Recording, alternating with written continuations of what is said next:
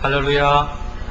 우리의 선한 목자가 되셔서 늘 우리에게 푸른 초장으로 쉴만한 물가로 인도해 주시며 사망의 음침한 골짜기에도 함께해 주심으로 우리를 부족함 없이 풍성한 삶으로 인도해 주시는 우리 주님을 향하여 할렐루야 찬양대에서 찬양했습니다. 찬양의 가사처럼 우리 모두도 선한 목자 되신 우리 주님의 인도하심을 따라서 더없이 부족함 없는 인생, 풍성한 삶을 살아가는 우리 모두가 되기를 주의 이름으로 축원합니다. 우리 옆 사람과 인사 나눕시다. 풍성하게 삽시다.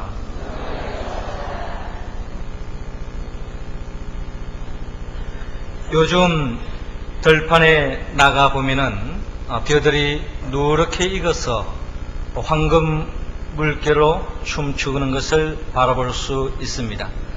더없는 하나님의 은혜요 축복이라고 여겨집니다.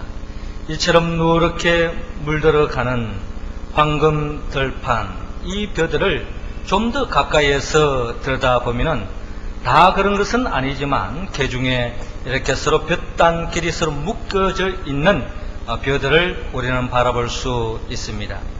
지난번에 제 막내 아들이 학교 가다가 오면서 아빠, 벼들이 다 죽었어요 라고 이야기하는 것입니다. 그럼 왜냐고 물어보았더니 벼들이 다 죽어가지고 다 들어 누워 있다는 것입니다. 죽어서 누웠다는 거죠.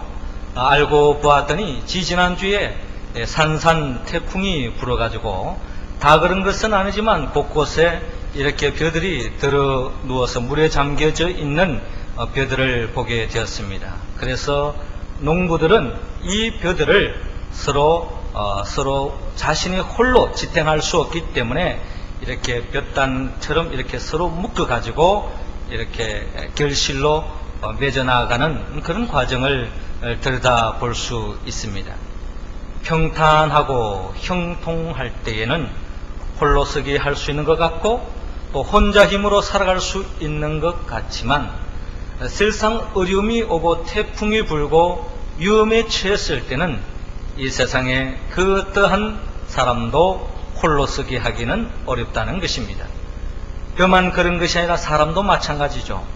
평탄하고 형통할 때는 혼자 제 잘난 맛에 살아간다 하지만 실상 어려운 문제를 직면하고 또 큰 일을 할 때는 서로 힘을 모으지 않고는 아무 일도 할 수 없다는 것을 우리는 고백할 수 있습니다.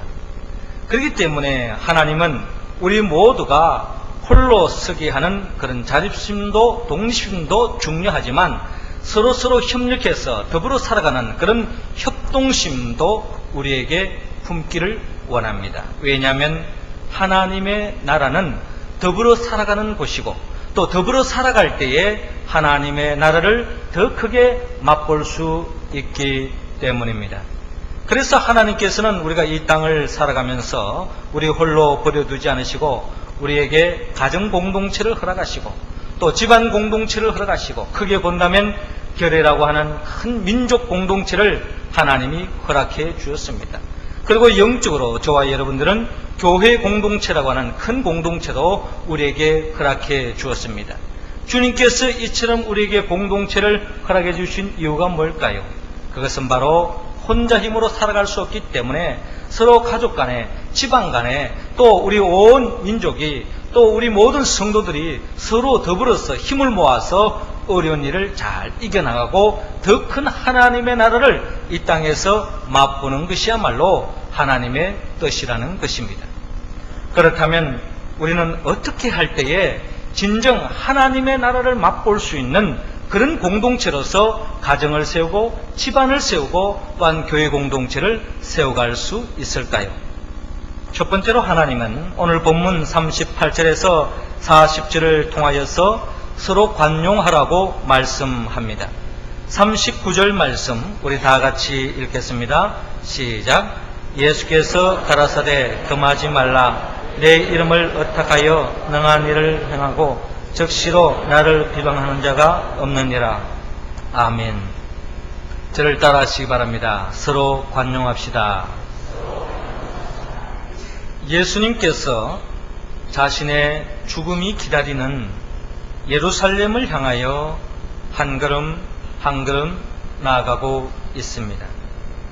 그 십자가를 향하여 나아가는 그 길목에 이제 예수님께서는 제자들과 함께 할 수 있는 시간들이 점점 줄어듭니다. 그러기에 예수님의 마음은 무거울 수밖에 없습니다. 그러나 제자들의 모습을 바라보면 아직도 주님의 그 무거운 마음을 이해하지 못한 채 아직도 아무 생각이 없는 것 같습니다. 그들은 서로가 모일 때마다 서로가 자신이 더 큰 자라고 소리 높이고 있고 서로가 자신이 첫째라고 서로 앞세우고 있습니다. 이렇게 철없는 제자들을 향하여 예수님께서 아무든지 첫째가 되고자 하면 무사람의 끝이 되며 무사람을 섬겨야 되느니라 라고 가르치고 있습니다. 예수님은 서로 사랑함으로 행복한 교회 공동체를 세우기를 원합니다.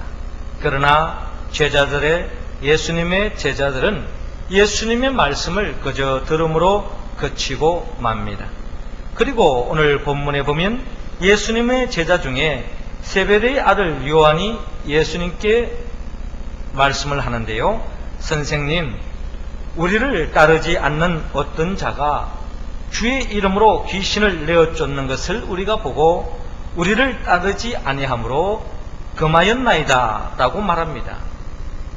요한을 비롯한 예수님의 제자들은 예수님의 이름으로 귀신을 쫓아내고 하나님의 나라를 확장한다 할지라도 예수님을 따르지 않고 더 나아가 예수님을 따르는 자기 자신들을 따르지 않는다고 해서 그들을 배척하고 그들을 비난하고 또한 그들이 주님의 이름으로 귀신을 쫓아내고 하나님의 일을 하는 것을 못하도록 막고 있는 그와 같은 제자들의 모습을 우리는 바라볼 수 있습니다.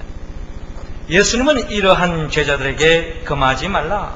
내 이름을 의탁하여 능한 일을 하고도 적시로 나를 비방할 자가 없느니라. 우리를 반대하지 않은 자는 우리를 위하는 자니라 라고 말씀합니다. 이 말씀의 핵심은 결국 예수님은 제자들에게 서로 관용하라, 서로 포용하라, 서로 품어 안아라고 주님께서 말씀하고 있습니다.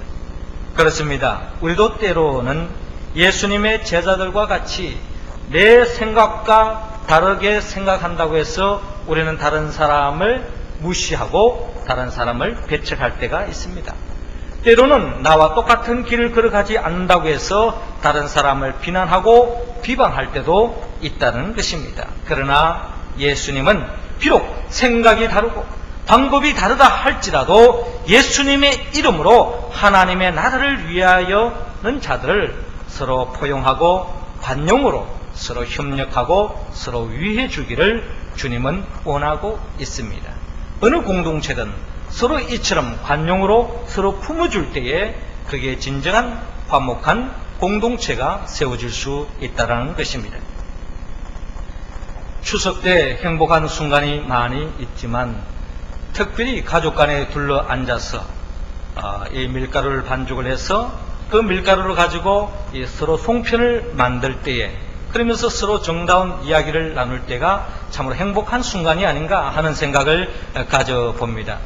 특별히 송편을 만들 때에 서로 사람마다 손의 크기가 다르고 서로 스타일이 다르기 때문에 송편의 모습도 기계로 찍어지지 않았기 때문에 서로 다양한 모습으로 송편이 만들어지는 것을 볼 수 있습니다. 또 어린아이들은 또 심지어 어른들까지도 장난기가 발동하여서 희한한 모습을 만들어 놓고 그 송편을 보면서 웃기도 합니다. 그래서 그 송편이 쪄서 상위에 올려놓으면 이거 누가 만들었지? 이거 내가 만들었네 하면서 이거는 네가 만들었으니 네가 먹어라 하는 식으로 서로서로 웃는 그런 흥겨운 기쁨의 자리가 바로 이 송편을 먹는 순간이 아닌가 하는 생각을 가져봅니다. 가족 간에 분명히 송편의 모양새가 있지만 서로 다르다고 해서 거기에서 책망을 한다든지 왜 이렇게 만드느냐라고 꾸중을 한다든지 하면은 그 추석날의 흥은 깨어질 수밖에 없다는 것입니다. 비록 내가 원하는 모습이 아니다 할지라도 서로 다른 모습으로 빚어졌다 할지라도 서로 이것을 인정해주고 서로 웃어줄 때에 그 자리가 바로 한가위의 기쁨이요 추석의 풍요로운 시간이 우리 가운데 자리 잡을 수 있다는 것입니다. 요 최근에 나온 책 중에 노엘 넬슨이라고 하시는 분이 지은 책 중에 존중이라고 하는 책이 있었습니다. 이 책을 읽어보면 상대를 포용하고 존중하면 내가 건강해진다라고 말하고 있습니다. 내가 건강해질 수 있는 길, 내가 행복해질 수 있는 것은 다른 사람을 무시하고 다른 사람을 멸시하면은 결국 그것이 내 자신에게 불행으로 다가온다는 거예요. 그래서 다른 사람을 존중해주고 다른 사람을 포용해주고 다른 사람을 대접해줄 때에 결국 그 기쁨이 다른 사람에게 머무는 것이 아니라 내 자신의 기쁨이요 행복으로 연결되어진다고는 글의 내용이었습니다. 특별히 가정에서도 부부간에 서로 무시하고 부부싸움을 하면서 한번 툭 던진 그 빈말이라 할지라도 서로 그 말 때문에 서로 부부간에 큰 상처가 되어지고요. 이것이 2배, 3배로 큰 싸움으로 일어날 수가 있다는 것입니다. 가정에서도 서로 무시할 때 거기에는 가정의 행복이 깨어질 수밖에 없습니다. 직장에도 마찬가지라는 거예요.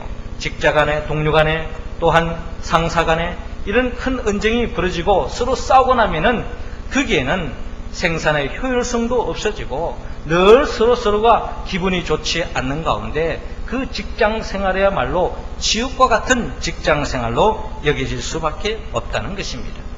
그러나 존중할 때에 생산성이 높아지고 서로가 건강해지는데 심지어 심장의 박동수까지도 달라진다고 합니다.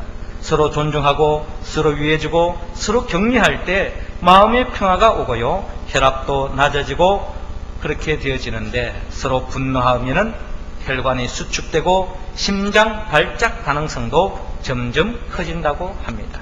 분명한 것은 서로 존중해주고 서로 관용으로 서로 품어줄 때에 더없이 행복한 직장생활, 가정생활로 나아갈 수 있다는 겁니다.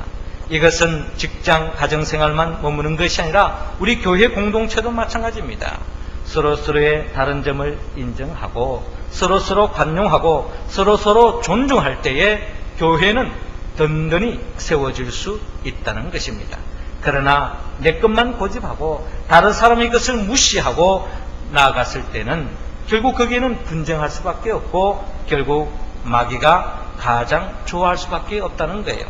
고린도 교회는 이처럼 성도들 간에 나는 바울파다, 나는 아볼로파다, 나는 게바파다, 나는 그리스도파다 서로 목청을 돋구면서 서로 잘났다고 서로 분쟁을 일으키고 있습니다. 마귀가 얼마나 기뻐한지 모릅니다. 그러나 주님이 이 현실을 바라보고 얼마나 가슴 아파했을까요?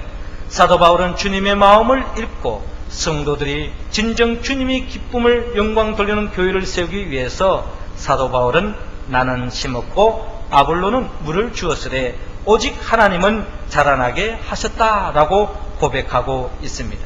그렇습니다. 교회 가운데 독불장군은 없습니다. 내 힘으로 할 수 있는 것은 아무것도 없습니다. 우리가 서로를 존중하고 인정하고 서로 포용하고 나아갈 때에 행복한 교회가 될 줄로 믿습니다. 셰익스피어는 그대의 일생에 남의 결점을 살피지 말라. 설혹 결점이 보았다 할지라도 지혜롭게 친절하고 어느 정도 맹목적으로 여기라. 그리고 그 결점의 배후에 보이지 않는 좋은 점을 살펴라.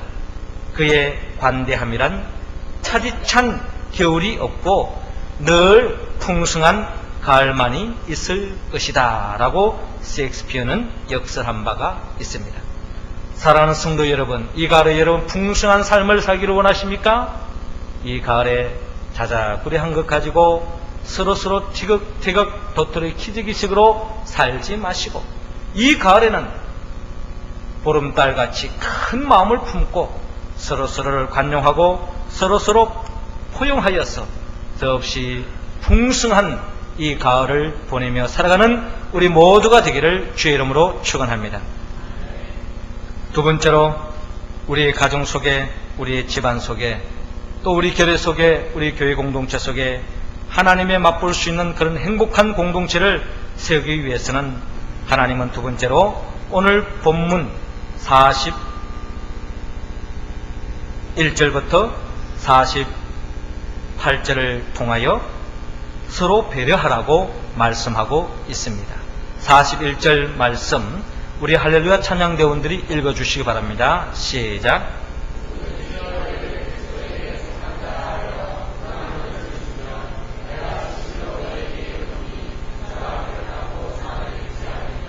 아멘. 저를 따라 하시기 바랍니다. 서로 배려합시다. 예수님께서 자신의 죽음이 기다리는 예루살렘을 향하여 한 걸음 한 걸음 나아갈 때에 주님은 제자들을 향한 간절한 마음은 이제 예수님이 제자들과 함께 있을 수 있는 시간이 점점 줄어들기 때문에 예수님이 떠난 이후라도 제자들 간에 서로 사랑의 공동체를 만들어서 이 땅에서 한나라를 확장하고 하나님의 나라를 누리는 것이 바로 주님의 마음이었습니다. 그러기에 주님은 제자들을 가르치기에 더욱더 힘쓰고 있습니다. 예수님의 가르침의 내용은 다름이 아니라 오늘 본문 41절을 보면 누구든지 너희를 그리스도에게 속한 자라여 물 한 그릇을 주면 내가 진실로 너희에게 이르노니 결단코 상을 잃지 않으리라 라고 말씀하고 있습니다. 주님께서 한마디로 주님의 이름으로 서로 대접하라 라고 말씀하고 있습니다. 특별히 주 안에서 어려운 사람들을 위하여 주의 일을 할 때 어려운 가운데서 주의 일을 하는 사람들을 향하여 냉수 한 그릇이라도 대접하라 라는 것입니다. 냉수 한 그릇이라도 주님께서 결코 잊지 않고 하늘에서 상급을 내려주시겠다라고 약속하고 있습니다. 그리고 한 걸음 더 나아가서 또 누구든지 나를 믿는 이 소자 중 하나를 실족해 하면 차라리 연자 맷돌을 그 목에 달리우고 바다에 던줌이 나으리라 라고 말씀하고 있습니다. 주님의 이름으로 소자 즉 연약한 성도를 실족해 하지 말고 챙겨주라고 말씀하고 있습니다. 주 안에서 연약한 사람들에게 상처를 주고 실족해 하는 자는 지옥의 심판이 있을 것을 경고하면서 특별히 공동체 속에 서로 연약한 자들을 마음을 헤아리고 연약한 자의 입장을 헤아리고 연약한 자를 위하고 연약한 자에게 대접하며 배려하는 그런 삶을 살아라고 주님께서 우리에게 말씀하고 있습니다. 예수님은 서로가 배려하고 서로 대접하고 세워줄 때에 진정한 건강한 행복한 공동체가 세울 수 있기 때문에 서로 배려하라고 말씀하고 있습니다. 며칠 전에 신문을 보니까 어느 기업체에서 자신의 그 기업의 이미지를 더 부각시키기 위해서 훈훈한 글을 하나 올려놓았습니다. 그 글의 제목을 보았더니 명절 때만 되면 거짓말을 하는 사람들이라는 제목으로 글이 하나 실려 있었습니다. 명절 때만 되면 거짓말을 하는 사람들 도대체 누구일까요? 그 내용을 보니까 이렇게 적혀 있었습니다. 바쁘면 무리해서 오지 말거라. 부모님은 손사래를 치십니다. 당신 피곤하면 친정엔 다음에 가요. 아내는 어깨를 토닥입니다. 때마다 이렇게 안 챙겨도 되네.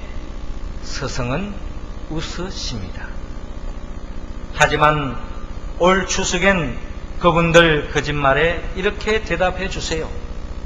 아무리 바빠도 당신을 만나러 간다고 장인 장모도 부모신데 꼭 뵈어야 한다고 그립고 감사한 마음 1년 365일이라고 그렇게 가장 귀한 추석 선물을 드리세요. 당신의 얼굴을 그리고 당신의 진심을 사람을 향합니다 라고는 글귀가 실려 있었습니다. 아닌 게 아니라 추석의 훈훈함은 사실 사랑하는 사람들의 거짓말로부터 시작되어집니다. 바쁘면은 무리해서 오지 말거라 하는 부모님의 마음, 자녀들을 향한 마음이죠. 당신 피곤하면 친정엔 다음에 가요. 남편을 사랑하는 아내의 마음입니다. 이 말을 고지껏대로 들으면 1년 12달 불편할 수밖에 없습니다. 진실을 헤아릴 수 있기를 바랍니다.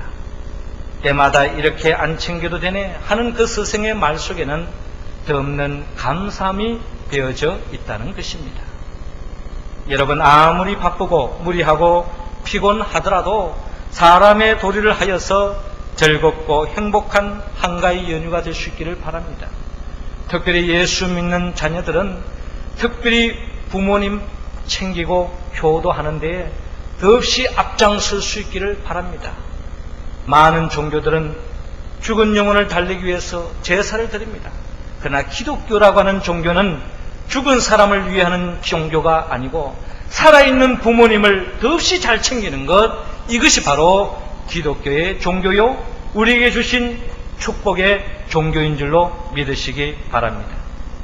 그리고 주님은 또한 우리 주위에 어려운 사람을 헤아려 수 있기를 바랍니다. 우리 주위에는 참으로 어려운 사람들이 많습니다.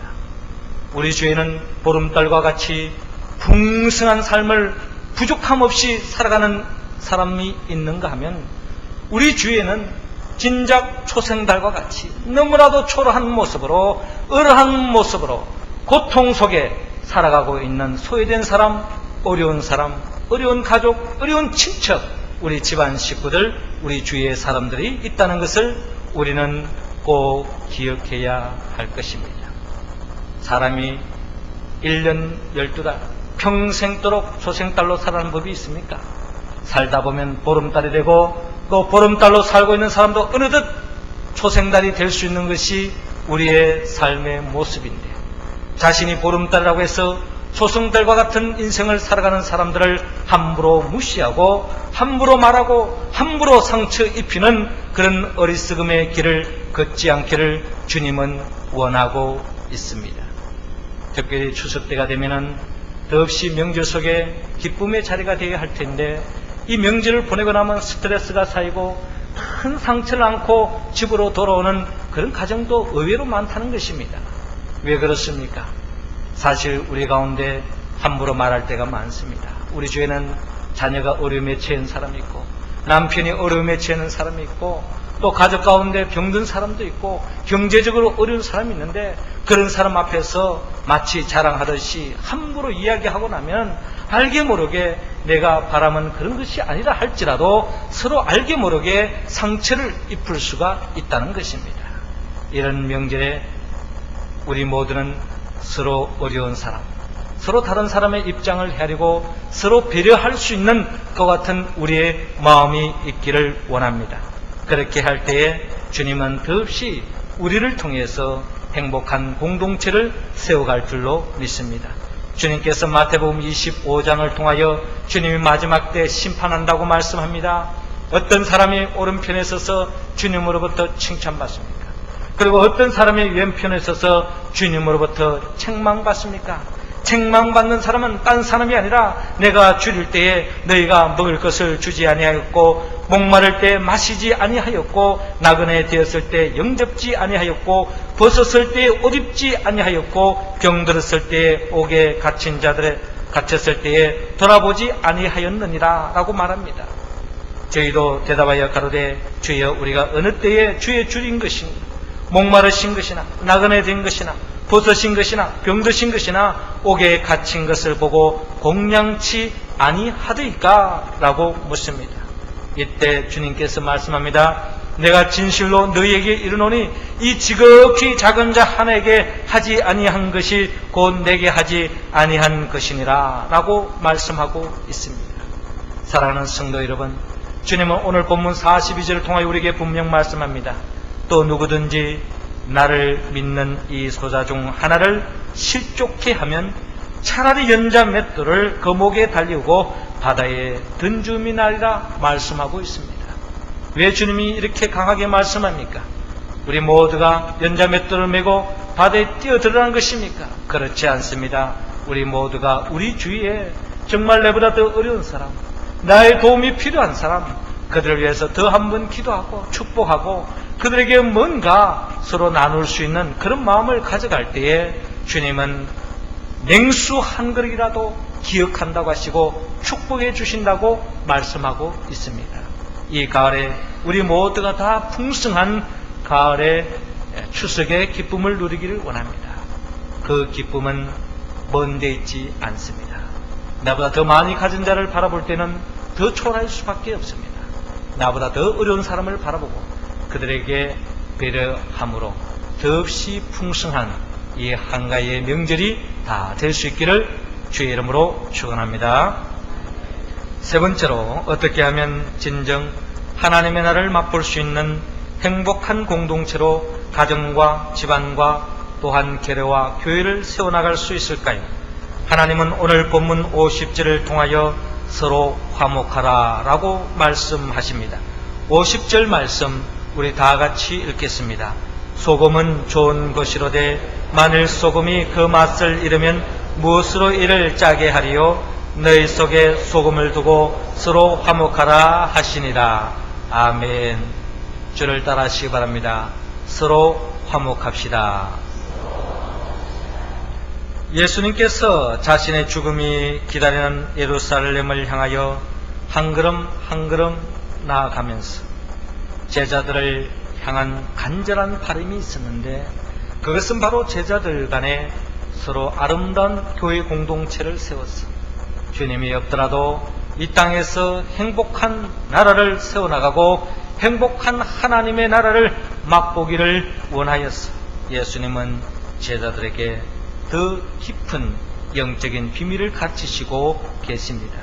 특별히 오늘 본문 50절에 보니까 예수님께서 소금은 좋은 것이로되 만일 소금이 그 맛을 잃으면 무엇으로 이를 짜게 하리요? 너희 속에 소금을 두고 서로 화목하라고 가르치고 계십니다. 예수님은 아름다운 공동체를, 행복한 공동체를 세우기 위해서는 서로 화목하라고 말씀하십니다.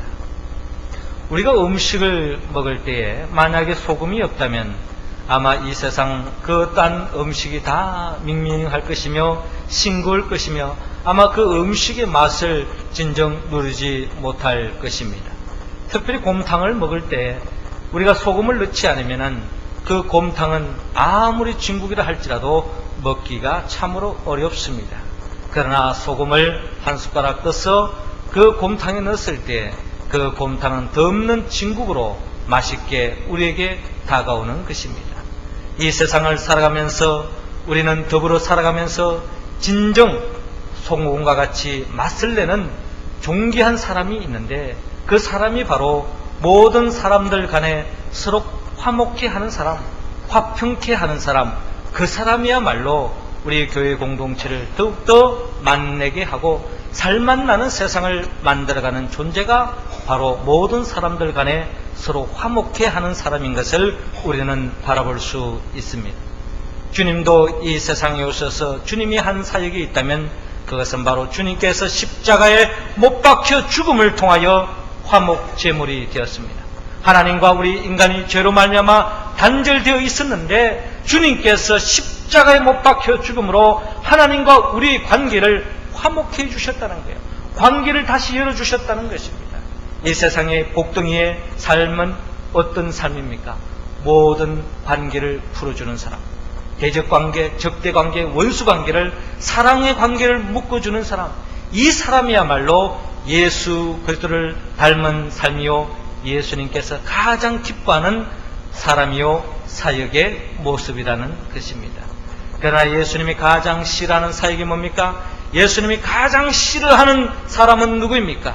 그것은 바로 모든 사람들 간에 화목을 깨는 사람, 평화의 관계를 깨는 사람, 서로 이간질시키고 서로 분쟁을 시키고 서로 싸움을 시키는 사람, 이러한 사람이 어떠한 가정이나 집안이나 교회 공동체에 있을 때는 그런 사람을 통해서 진정한 하나님의 나라를 나아가기 어렵다는 것입니다.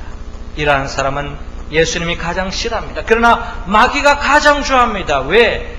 마귀는 바로 참소의 영을 가지기 때문에 다른 사람을 헐뜯고 다른 사람을 깎아내리고 다른 사람을 무시하고 다른 사람을 대직하고 이간시키고 분쟁시키고 분리시키고 싸움시키는 것이 바로 마귀의 영, 참속의 영의 특징이라는 것입니다.